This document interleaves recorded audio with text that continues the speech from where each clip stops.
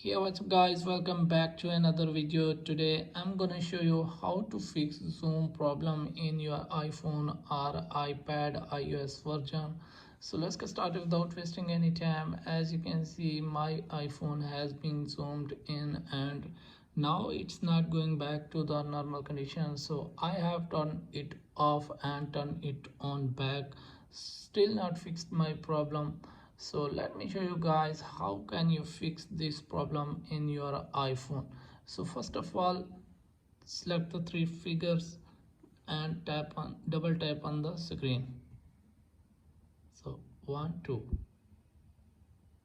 as you can see it has been changed in the normal condition. So how to turn it off permanently?